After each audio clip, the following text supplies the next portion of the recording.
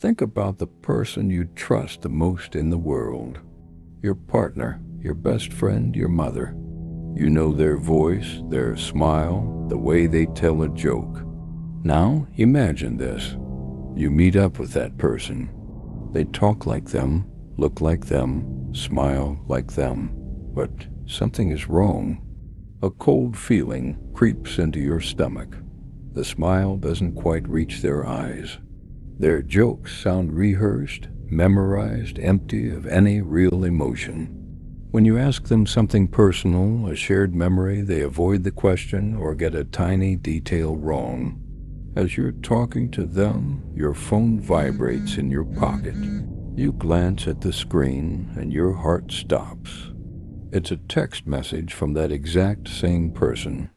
It reads, "Running a bit late. Be there in 5. Where are you?"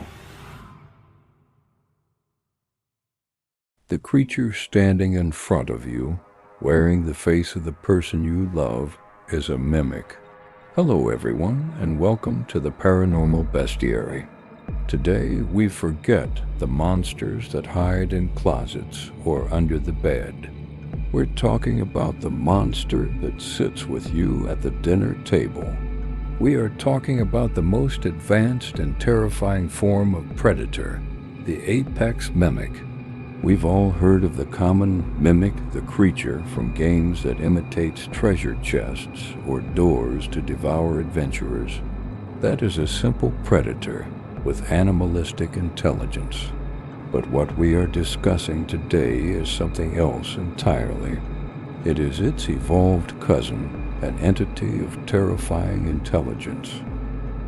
The human mimic doesn't imitate inanimate objects. It imitates life. It doesn't just hunt to feed on flesh, but to feed on entire lives.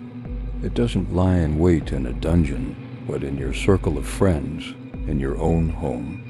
Its goal is infiltration, replacement, and finally, the methodical consumption of a social network, one person at a time.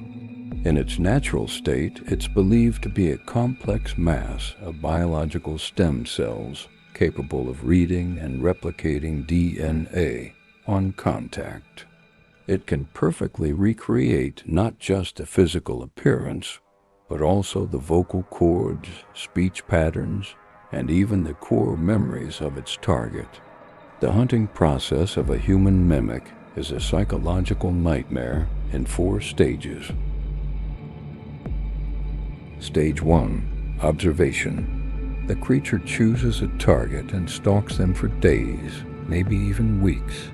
It learns their routine, their friends, their verbal tics, the way they laugh. It memorizes their relationships. It is the most dedicated and dangerous stalker imaginable. Stage 2.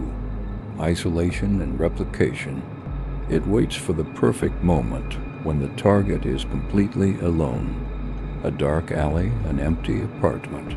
The contact is minimal and fast. What happens to the original person? Here, the legends are unclear, and all possibilities are horrifying. Are they consumed on the spot? Or are they captured and kept alive as a source of fresh information for the mimic? Stage 3. Infiltration. Now the monster is indistinguishable from the original. It returns to the person's life. It goes to their job, meets with their friends, sleeps in their bed. Everyone believes it is who it claims to be. But inside, it is a cold, calculating predator that now has access to its next set of victims. You, the friends, the family. Stage 4. Expansion. Using the trust that its new identity provides, the mimic begins to study the next member of the social circle. It will choose the closest, most vulnerable one. It will invite them out for a coffee, just the 2 of us. And the cycle begins again. It is a social cancer consuming a group from the inside out. The true horror of the human mimic isn't the fanged mouth it hides behind a familiar face. It's the devastating paranoia it leaves behind. It makes you doubt every one.